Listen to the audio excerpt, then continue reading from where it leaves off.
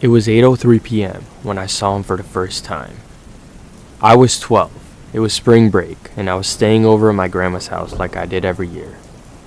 Back then, spring break meant freedom. No school, no homework, just late night TV, junk food, and falling asleep on the couch, while my grandma watched TV in her recliner. She lived in a quiet neighborhood, the kind where nothing ever happens. Big houses, trimmed lawns, and porch lights always on. That's why I knew something was wrong the second I saw him. I was standing at the front window, moving the blinds just enough to see outside. At first I thought he was just another neighbor out for a walk. But he wasn't walking past the house, he was circling it slowly. He'd walk up the sidewalk, pause near the driveway, then turn and walk back the other way. Over and over, hands in his pocket, head slightly down, like he was thinking or waiting. "Grandma," I said quietly, "there's a guy outside." She didn't panic at first. She just came over and peeked through the blinds. Her entire expression changed. "That's not anyone from around here," she whispered. We watched him for another minute. He stopped near the mailbox and just stood there, facing the house. I remember the way the streetlight hit his face. He wasn't old, maybe late 20s, scruffy beard, hoodie pulled tight around his head. And he wasn't looking at the street, he was looking at the windows, at us. Grandma grabbed the phone and called the police. They showed up within 10 minutes, 2 squad cars, lights flashing red and blue across the houses like something out of a movie. They searched the street, checked backyards, even walked through the side yards with flashlights. Nothing. The man was gone. One of the officers knocked on the door before leaving. "Probably just someone passing through," he said, "but call us again if you see anything." I remember thinking, that didn't feel like someone just passing through. That night, my grandma double-locked every door and window. She set the alarm system, something she rarely did unless she was going out of town. She even turned off the living room lamp so no one could see inside. By 10:30 p.m., we went to bed. Her room was at the front of the house, and mine was down the hallway near the back. And that's where things got worse. I couldn't sleep. I kept thinking about the way he was staring at the house. Around midnight, I finally started drifting off. Then I heard it. Footsteps, soft, slow, right outside my bedroom window. At first, I thought I was imagining it, but then I heard gravel crunch.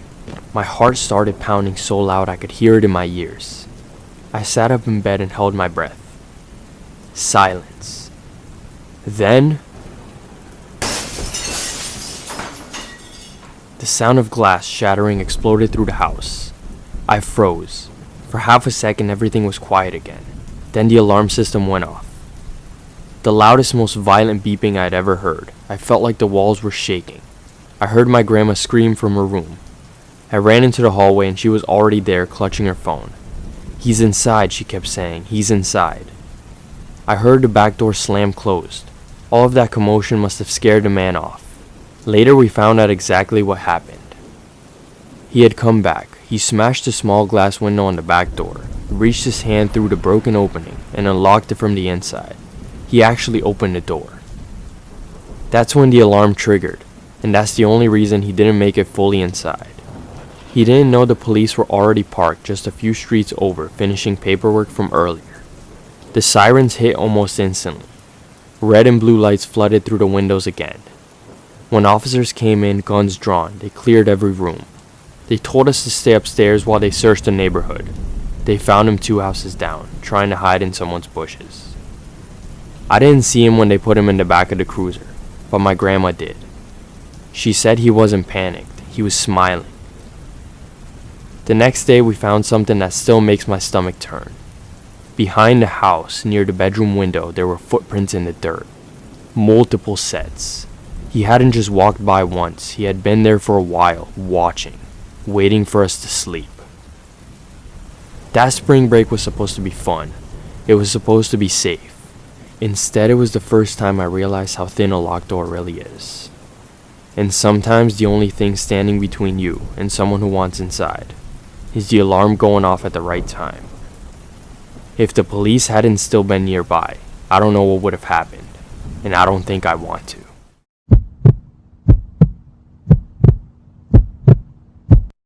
It was the very first night of spring break, a Friday, and everyone was desperate to start off the week right. My friend Ryan was hosting a party at his house. Not a massive one, just something chill to bring people together. He was strict about it too. No extras, no random plus ones, and a hard limit of 50 people. He even had a list and told everyone ahead of time that if they showed up with someone uninvited, both of them were getting turned away. Ryan didn't want problems. The setup was clean, speakers lining the backyard fence, music loud but controlled, and a pool glowing blue under the lights. Early on, it actually felt safe. Familiar faces, people laughing, nothing sketchy.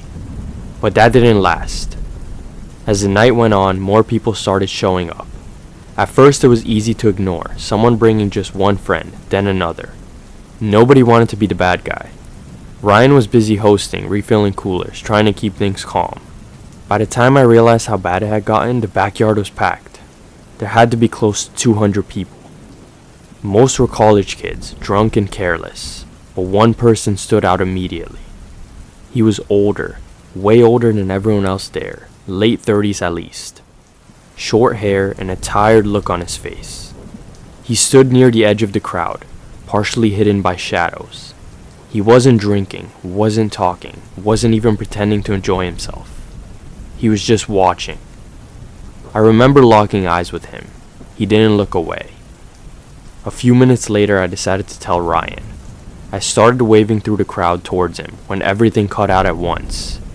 The music stopped. The pool lights shut off. Instant darkness. People yelled. Someone cursed loudly. Phones came out, lighting faces from below. The mood flipped instantly, from fun to irritated to uneasy. A few people started leaving immediately. I found Ryan and asked him what happened. He looked genuinely confused. We walked over to the side of the house where the fuse box was. The cover was smashed, plastic cracked, wires exposed. This wasn't an overload. Someone did this on purpose. That's when I told Ryan about the guy. His expression changed. He looked around the backyard, now half empty as people filled out, but nothing seemed out of the ordinary. Within 15 minutes, most of the party was gone. Anyone lingering got kicked out. The house felt hollow again, too quiet for how loud it had been just moments earlier. We started cleaning up, collecting cups, turning on lights, trying to convince ourselves it was over. That's when I heard it. A slow, deliberate creak upstairs. I told Ryan, assuming maybe someone hadn't realized the party was over. He sighed, irritated, and followed me. As we climbed the stairs, my chest felt tight, like the air was heavier up here. Every light upstairs was on. Hallway, bathroom, guest room, every light except one. Ryan's bedroom. The door was cracked open. The hallway was silent. No music, no voices, just a faint hum of electricity. I stepped closer, my pulse hammering in my ears. When I leaned towards the doorway, my eyes took a moment to adjust to the darkness inside. That's when I saw movement. Something shifted under the bed. I leaned forward just enough to see a face, eyes wide, unblinking, staring straight at me. I felt like my heart stopped.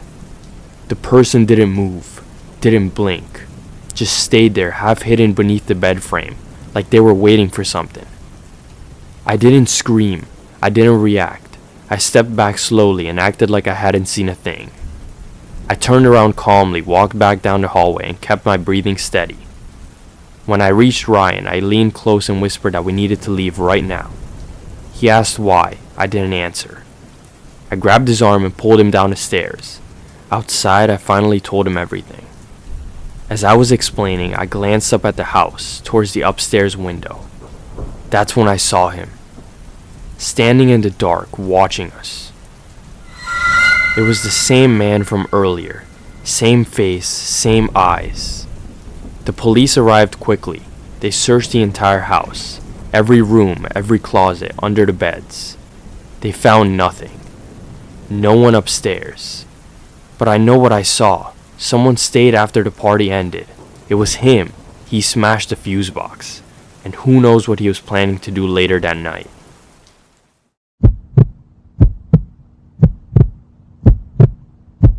Spring break had just started, but for me it didn't feel like a vacation.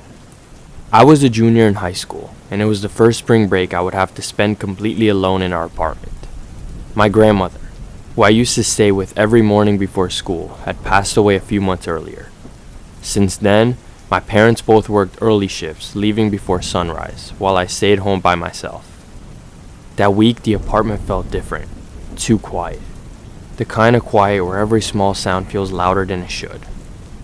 Our apartment wasn't big. When you opened the front door, you could see almost everything at once. The living room, the small dining area, the kitchen door, and the short hallway that led to my parents' bedroom and mine. We were on the third floor.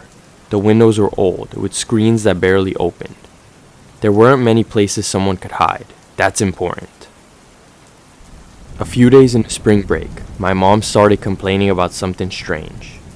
She kept saying that when she came home from work, the phone next to her bed, an old corded push-button phone, was off the hook. Not hanging crooked, not knocked over. The receiver was completely off the base. She accused me of using it. I told her I hadn't touched it, but she didn't believe me.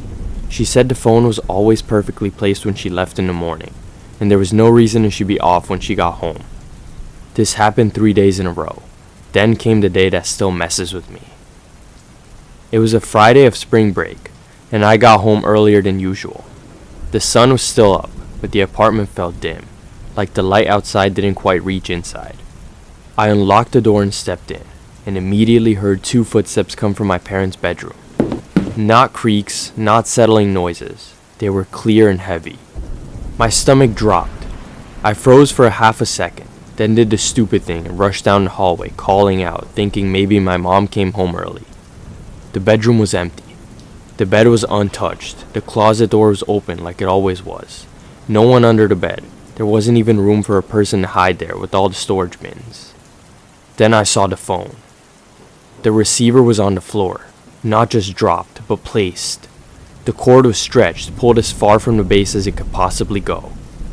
I stood there staring at it, trying to make sense of how it could have ended up like that. Out of pure fear, I tried recreating it. I shook the table, I tipped the phone, I bumped into it from different angles. The receiver would fall back onto the table or land near it. Never once did it land the way I found it. The only way to recreate it was to physically stretch the cord, carefully place the receiver on the floor and hold it there. It couldn't have happened accidentally. My hands were shaking when I picked it up and placed it back on the base. The moment it clicked, the phone rang. I jumped so hard I almost dropped it. I answered. It was my dad. Before I could say anything, he asked, "What's wrong?" I asked him what he meant. He said he had called the apartment earlier, just minutes before I got home. Then someone answered. He was sure it was me, but whoever answered didn't say a word. No breathing, no background noise, just silence.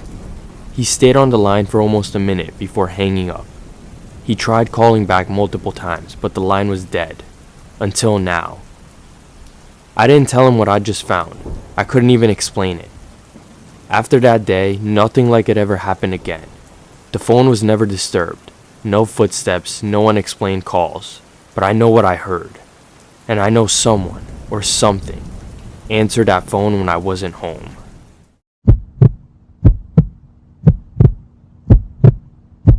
Spring break was supposed to be a break. A week off from school. No alarms, no homework, no stress. But instead of partying or going anywhere, I decided to pick up extra shifts at my part-time job.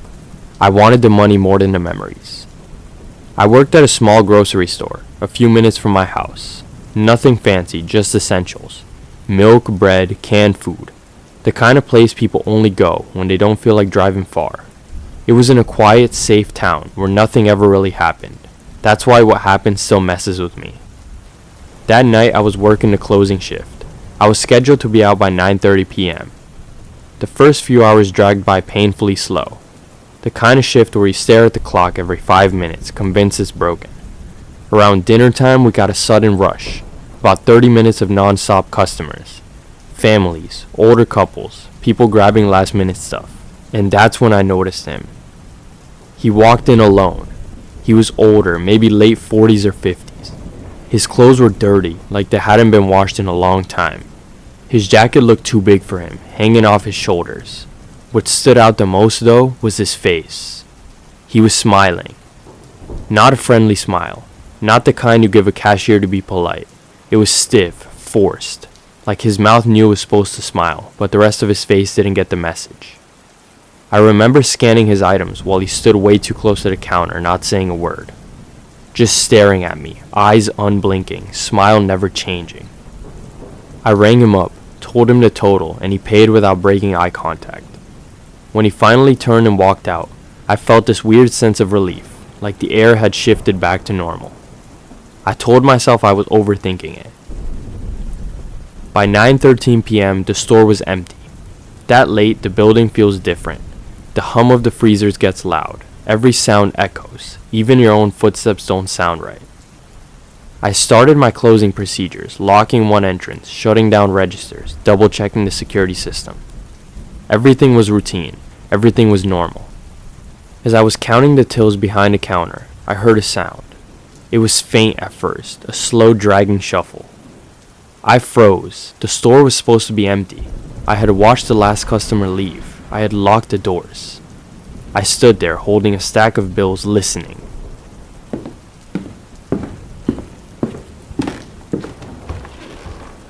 It wasn't mechanical. It wasn't the freezers. It wasn't the building settling. It sounded like footsteps. My heart started pounding so hard I could feel it in my throat.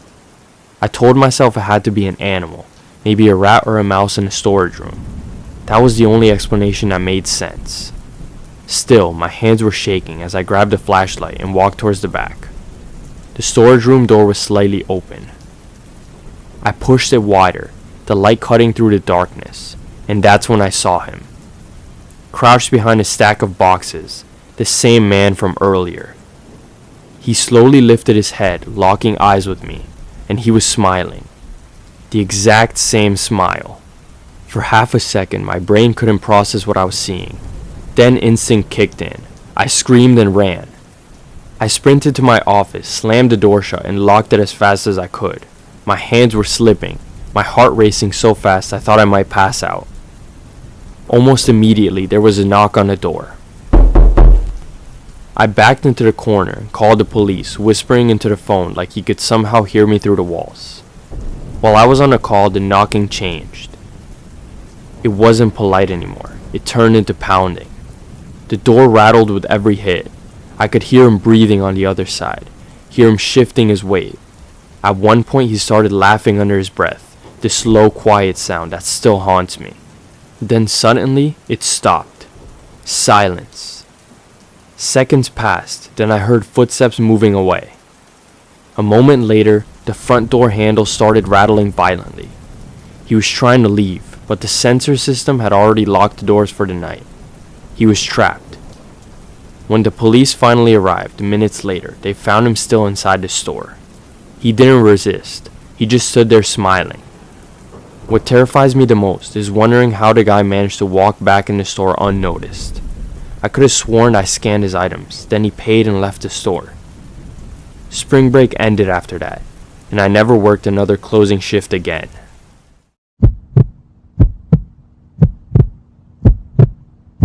Spring break couldn't have come fast enough.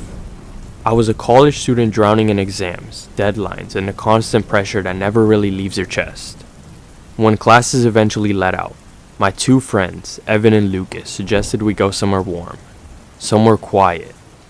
We settled on Florida, renting a small beach house just a few streets from the ocean. We weren't the party type, no clubs, no raves, just a place to chill, sleep, swim, and relax. The first day felt unreal in the best way. Warm sand, a steady ocean breeze, the kind of calm that makes you forget time exists. At some point in the evening, while we were sitting on the beach watching the sun disappear, a guy around our age walked up and started talking to us. He asked where we were from, what school we went to, and how long we were staying. Casual questions, but he asked a lot of them. Eventually he mentioned a small party happening a couple streets away and said we should stop by later. Nothing wild, he told us, just some people hanging out. We hesitated, but eventually agreed. 1 drink, 30 minutes, then back to the house. That decision still makes my stomach tighten. When we got there, the house felt wrong immediately. The lights were low, not cozy, not warm, just dim enough to keep faces half hidden. Music played softly in the background, but nobody was dancing. There were maybe 10 people total, scattered around the house like they didn't know each other. It didn't feel like a party. The guy who invited us noticed us right away. He disappeared into the kitchen and came back holding 3 red plastic cups. No bottles, no cans, just the drinks. Evan laughed and took one without thinking. Lucas followed right after, but I stared at mine. I don't know what stopped me. The smell maybe, or the way the liquid clung to the side of the cup, or the way my chest tightened the longer I held it. I told him I wasn't thirsty. For just a second his face changed. It wasn't dramatic, just a flicker, a look of irritation that slipped through before he smiled again. That's when I knew something was wrong. As the night went on, Evan and Lucas started acting strange. Not drunk, just off. Evan couldn't stop laughing at things that weren't funny. Lucas kept rubbing his temple, saying his head felt heavy. They both swayed slightly when they stood. I checked my phone repeatedly, pretending to text, counting minutes, watching exits. Every instinct I had was screaming. I finally told him we were leaving. They argued at first, insisting they were fine, that I was overreacting, but I didn't care. I grabbed them both and pulled them towards the door. As we stepped into the hallway, I felt eyes on me. I turned around. The guy who invited us stood there, half hidden by the shadows. His mouth was curled into a smile, but his eyes were dark, angry, focused. He didn't say a word. He just stared at me until we left. The walk back to the beach house felt wrong. Evan leaned heavily on me, mumbling nonsense. Lucas threw up in the bushes near our place before we even made it inside. That night I sat replaying the stare in my head before eventually falling asleep. The morning was worse. I woke up to violent retching. Evan and Lucas were locked in the bathroom, throwing up non-stop. Pale, shaking. One of them said their head felt like it was splitting open from the inside. They hadn't even drunk that much. Later that afternoon, scrolling through the local posts, my blood ran cold. Multiple people reported being drugged at a small house party nearby. Their wallets were stolen, their phones were missing, and some people waking up in unfamiliar places. One post also mentioned a guy matching the exact description of the one who invited us. Same street, same house. I sat there staring at my phone, realizing how close we came. If I had taken that drink, if I hadn't forced us to leave, if I ignored that feeling. Even now, years later, I still think about the look he gave us as we left. Not fear, not shock, anger.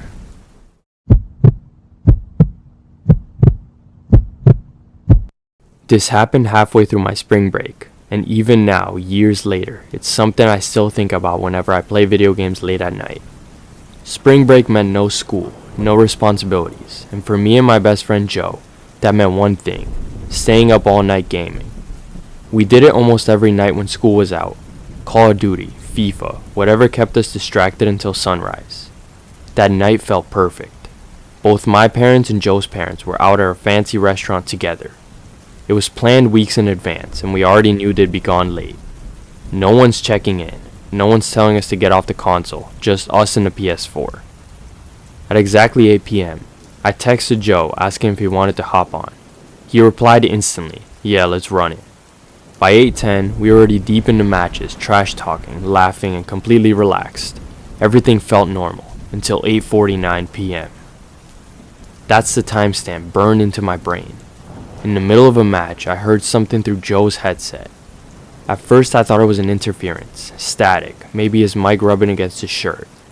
But then I realized it sounded like whispering. Low, faint, like someone speaking just out of range of the microphone.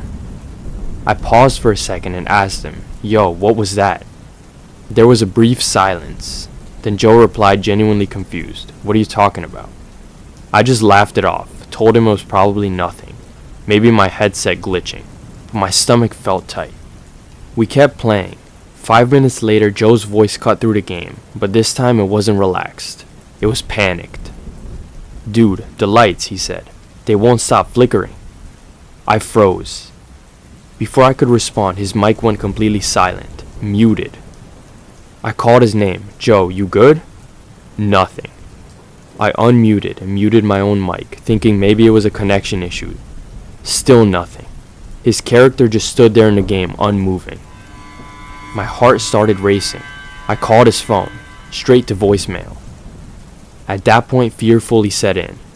I called my parents and told them everything. The whispering, the flickering lights, the sudden silence. They didn't brush it off. They didn't hesitate. They told Joe's parents immediately.